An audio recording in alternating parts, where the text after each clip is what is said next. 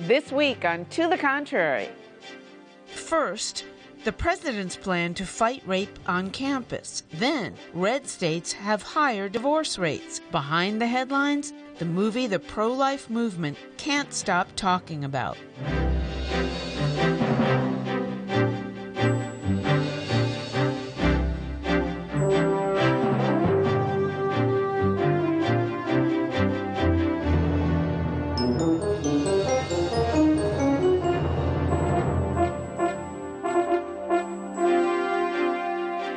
I'm Bonnie Urbay. Welcome to the Contrary, a discussion of news and social trends from diverse perspectives. Up first, sexual assault.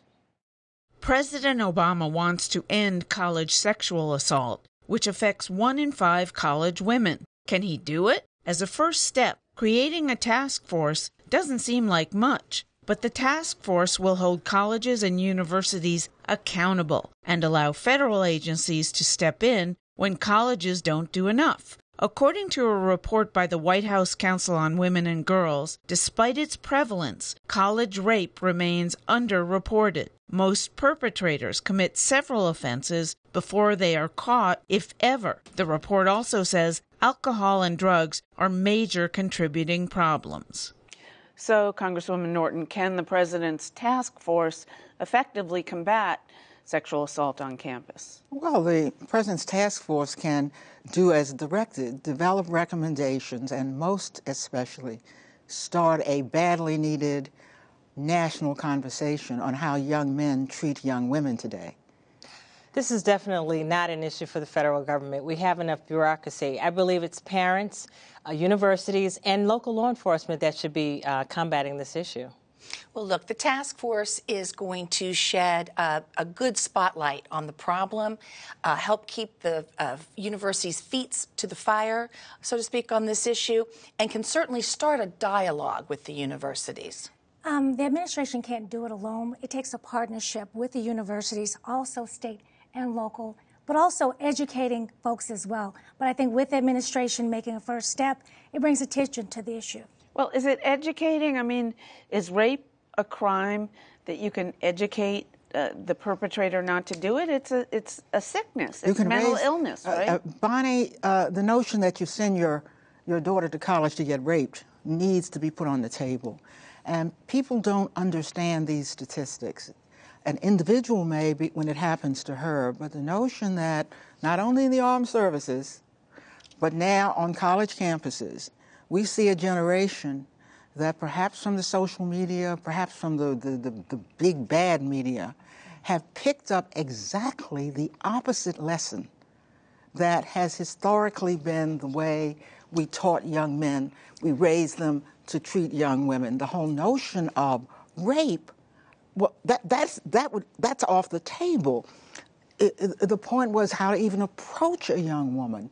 What happened to that? I agree with it's the parents, but the entire society is deeply implicated in this generation of young men. But you're saying don't hold the colleges accountable? Or you, as a lawyer, you know when these things happen, the family has, and many do, some don't, I guess, the legal right to sue the college. Oh, yeah, not by any standard am I saying that the universities shouldn't be held accountable. What I am saying is that we need to really address this on a local level in that, you know, parents need to be able to combat it with the university, and they need to prosecute these cases. It's unfortunate because I can't believe we're still in a day where, unfortunately, young women don't know or don't believe they've been raped, especially in a date rape situation. And as the mother of a college-age son, I've made it very clear his behavior, he needs to respect women. Everyone doesn't do that, so it's unfortunate that we're in this position. And especially when I say educate, is exactly what you said. Sometimes women don't know, young women, is it rape? I said no, but I was there. Is it my fault? Women need to know where they can go if they are raped and what is actually rape. And I think it's very important not only that the women know that, I completely agree with you, but back to the sons. I have 2 sons in college. They need to know that they're going to be prosecuted, that there will be consequences, but it's not a free-for-all to get a girl drunk and say, well, she didn't say no, so I thought it was consensual, and that the university will not do anything about it. They need to know that. They care about staying in their fraternities or in their dorm rooms. They care about staying in the institution. Cover right off of the, blow the cover right off of the universities. Yeah, but because look look at what's going on in India, where, for example, yet another woman was gang raped by young woman by 10 people. But those people are not educated. We're talking about college-educated Americans. They like animals. know, right? They should know better. That's why I'm saying I think that there's a bit, at least, of a mental illness issue going on here. Well, I think it's just like we had to educate about sexual harassment in the boardroom. Right. You know, these are college-educated men, too. And, you know, it was still, well, we still see it today. But also you have instances where we're talking about women, but men are raped. You have 1.6 million men who have been raped, and some don't want to report it, maybe because they're ashamed, or maybe, again, they don't know what to do, where to go. But that's more in the military than it is on campus. Well, right? with some hazing, with some of these fraternities, we don't know. I mean, there could be sodomy there, not dealing with actual rape, but actually victimizing someone. And Bonnie, to your point, you say mental illness. It is a violent crime. It is a crime not of sex. It is a crime of saying, I'm powerful, I'm dominating you. These people are criminals, and they have to be treated And they're in a way. room by themselves with a woman, so who is going to know about it? Okay, but tell me about this task force, how it's going to work, and how it's really going to have any teeth. Well, as I read it, it's not that the task force has any teeth. It's not supposed to have any teeth. In fact, the government agencies already have teeth. Title IX is there. There's the U.S. attorneys all around the country. But the responsible actors are suppressing this issue. I mean the universities. I mean mothers who are ashamed of their sons and don't want to talk about it. So the task force, it does seem to me to be important because women, for example, need to know that the society frowns upon this. Beginning with the White House. Beginning with the White House, you have the president and the vice president saying this is abominable conduct. Everybody needs to sit up and listen when they see that it has risen to that level. Well, is it the president and the First Lady are also trying to get more young women to go to college? Is this? Do you think this is a barrier? Are young it's girls a concern. saying, you know, I'm not going to go to community college because if I live on campus, I'm going to get raped? It's a legitimate concern. This is not an issue that just happened, but we are being more vocal about it. And I think one of the things we also need to think about is hitting these universities in their pockets. There's nothing better than pulling funding from these schools for them to wake up and smell the coffee. And remember, a lot of, when you talk about police, a lot of it's campus police. That's true. And those, not to offend campus police, but they're not on the level of our local police. No, they should be going to and the police they off need campus. to be having sensitivity training and I mean, how does it to have to get investigate. to the point where where all colleges should be like airports and have security into each dorm and into each building? No, but they should actually have a place where women can go, a crisis place where people can go where they feel like they've been violated. But also, Bunny, you have certain institutions that want to cover it up. Like the Amherst case, and they send her to a psychic ward? Exactly. Psych ward. So from the administrative standpoint, I think with President Obama and Biden bringing attention to this issue, I think it'll be put more in the forefront. And I like the fact that there are 2 men bringing this attention to the issue of other men. All right. Let us know what you think. Please follow me on Twitter at Bonnie Urbay or @To the Contrary. From sexual assault to divorce. Contrary to popular belief, religion may actually be the reason for a high divorce rate in many southern states. That, according to a new study, Red States, Blue States, and Divorce. Researcher Jennifer Glass wanted to understand why divorce rates are higher in the very religious states of Arkansas and Alabama, but lower in liberal states such as New Jersey and Massachusetts. She found conservative Protestantism and traditional religious culture to be major contributing factors. Glass suggests that when religious conservatives tell young people to marry younger and tell them not to cohabit before marriage, that produces early unstable marriages. What's even more surprising is people living near a lot of conservative Protestants are at higher risk of divorce, even if they're not conservative or Protestant. So you live in Missouri, which is a purple state, so it has more progressive areas, it has more conservative areas. Do you see that taking place in Missouri? I don't know the divorce statistics, even though I did practice divorce law for a while, but I'll say it's definitely related to marrying too young, and probably related also, as the study said, to the fact that you are very naive and have been told marry young and then have sex. And so you get married younger to obey the church. But I don't think that age has anything to do with it, or cohabitating before you get married having anything to do with it. I think actually it's knowing your partner, knowing who you're marrying. And I think a lot of times yeah, but if you're 18 and your partner is 18 or 19, you don't know who you are yet. But I don't think that I've seen a lot of people, Bonnie, that have actually married early in life that are still married to this date. A lot of people think that marriage is a destination. It's actually a journey. It's two people growing together. So I think a lot of people have misconceived notions on what marriage really is and the responsibility in being married. Well, I think these youngsters have been imbibed with the notion of what you can't do. And when you can't cohabitate, and you certainly can't use contraception, and you can't, it's almost like the Ten Commandments writ for modern day, and so they are not prepared for the risks that as young people they're going to inevitably be exposed to, and how to deal with them. And so they enter into young, inevitably it looks like, unstable marriages. Yes, there may be some correlation to religious culture as such. I'm not sure to religious practices. But I think the fact that they all are from the same communities is kind of like birds of a feather in a flock together. So you do what people do in your community. The study makes perfect sense to me, I must say, having grown up in New York City. That when you're told don't do this, as Congresswoman mentioned, that it doesn't really teach you much about real life and real relationships. Does it make sense to you? No, it doesn't. I mean, really, I look at this situation. I guess my view of it is that these folks who are divorcing in the red states aren't any different than other Americans. But why the higher rates then?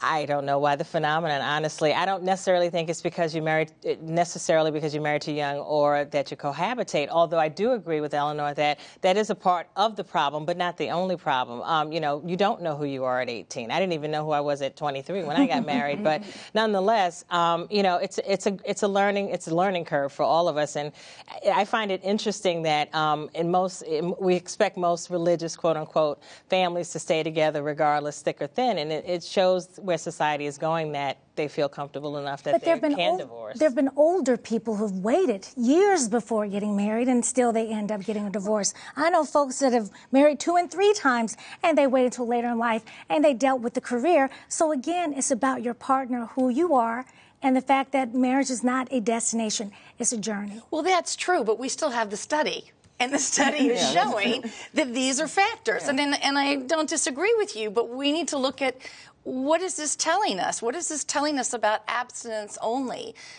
type of education in these areas? And is it pushing young people to get married before they're ready so that they are obeying the church? Yeah. And here's the other thing. Why is it Protestants? I mean, I was brought up pretty conservative Protestant. I'm wondering where the Catholics are in this. Calvinism, uptight Protestantism is nothing new, and they have never practiced what they preach.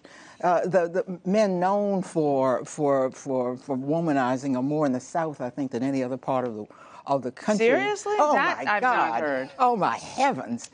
Well, they are pretty smooth. Look, this is the part of the country where you had slavery and where the whole notion of having more than one woman came quite naturally and has never left that part of the country. You know, they drink, you know. The stereotypes are there.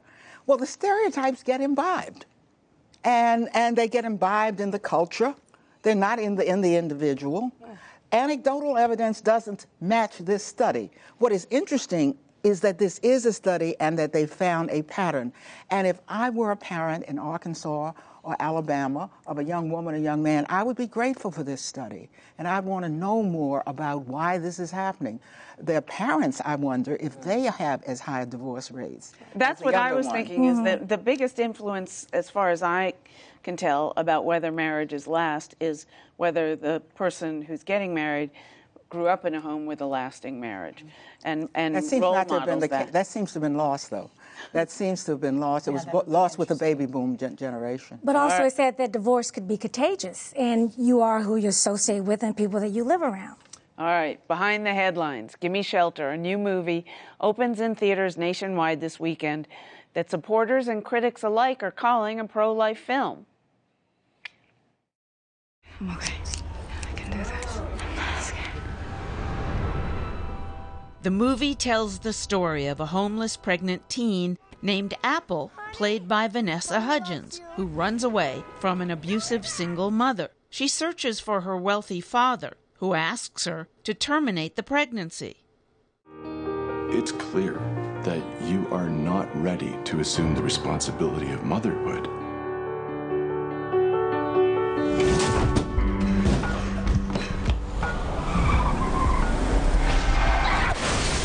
The movie is based on a composite of two pregnant teens once sheltered by the inspiration behind the film, Kathy DeFiore.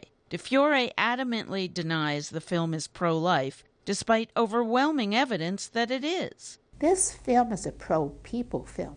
Quite honestly, regardless of what you think, a woman in need is a woman in need. And when you have a pregnant woman in need, they're two people that need a place to live. They should have resources.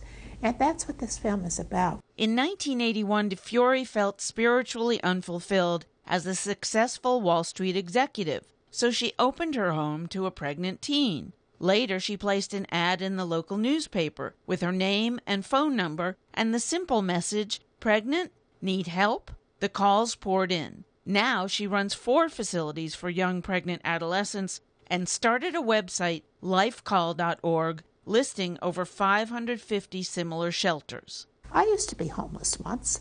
If it wasn't for the fact that somebody helped me out, and then someone else did, and someone else did, and I was able to put my life back together again after an abusive marriage that was terrible, what would I be? What would I be doing today? When director Ron Krauss discovered DeFiore, she was reluctant to share her story and the residents' experiences for the big screen.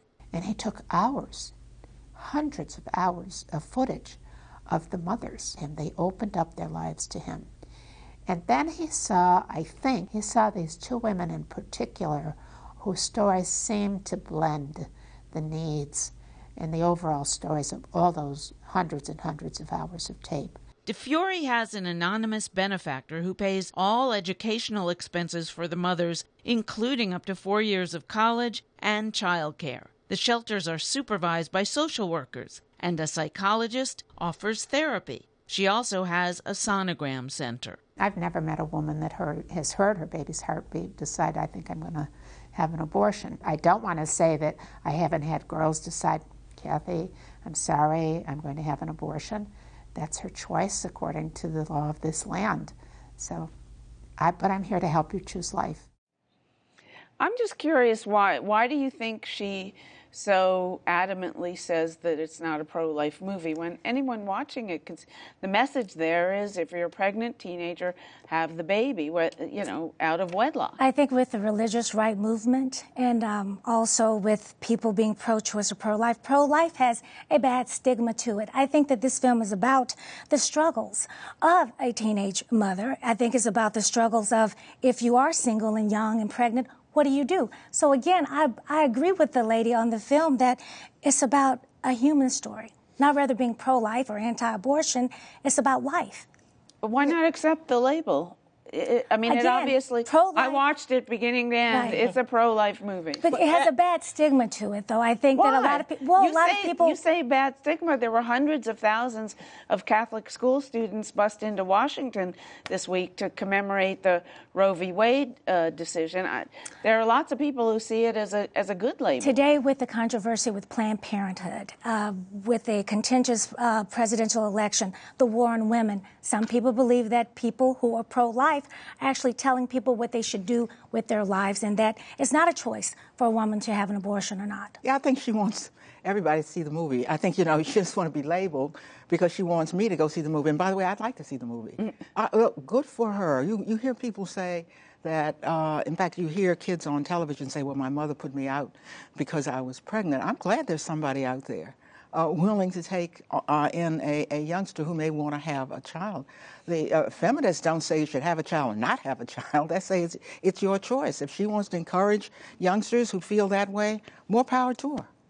Yeah, I didn't see it as I did get a chance to preview it, and I did not see it as necessarily a pro-life movie. I think it showed both options, and this particular young lady made the choice that she wanted to have her child. Shows the abortion option? Did it in your eyes, did it glamorize teen motherhood? Not to me. Motherhood? Not to me. I mean, to me, it did.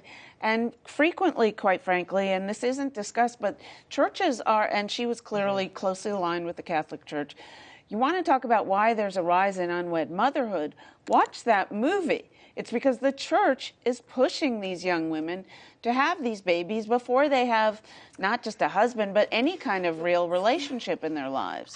Well, the way you describe it, with all due respect, makes it sound like they were trying to get to an abortion clinic and all the Catholics, dragged them the other direction. And that's not the case. She never wanted to. But then we need to have an abortion. I know, but we need to look at why. I mean, that's really the issue. Young ladies, particularly in impoverished areas in the ghetto. I grew up in the South Bronx. When they don't have parents that love them, or they're in situations that are abusive or what have you, sometimes that child is the only thing they have to love. And I'm not saying it's a good thing, but unfortunately, because they're young girls, they can't rationalize. Well, I'd like to say something, because I sat on the board for 3 years of one of these homes that was right down the street from my house in St. Louis. It's called Almost Home. And people were surprised when they heard that I was on that board, because I am very choice.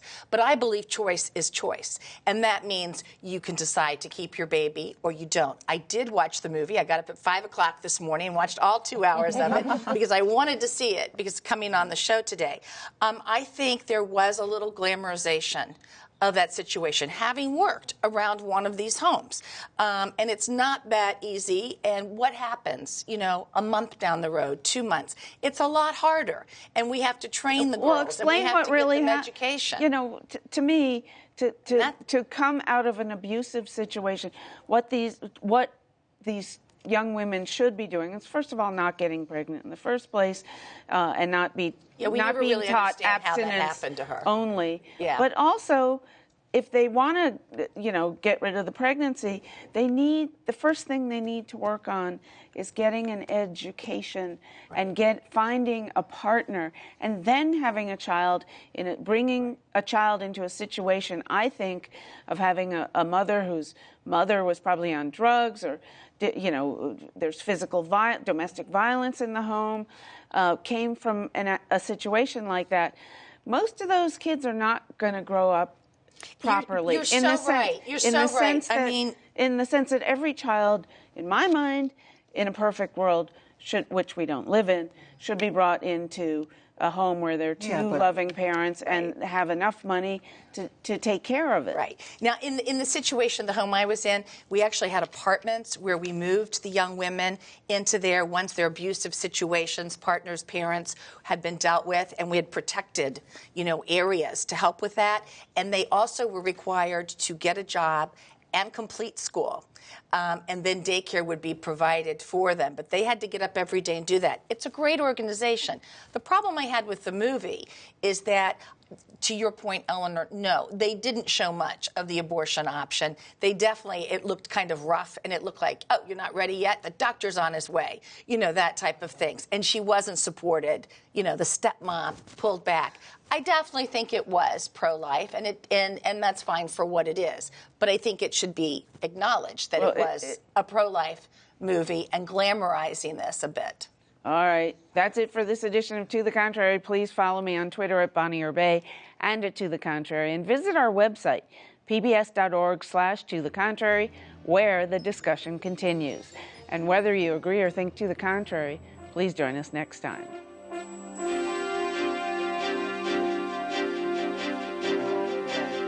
So they had a villain. He was the villain. Yeah. So we only done about 24 hours. But you can't take position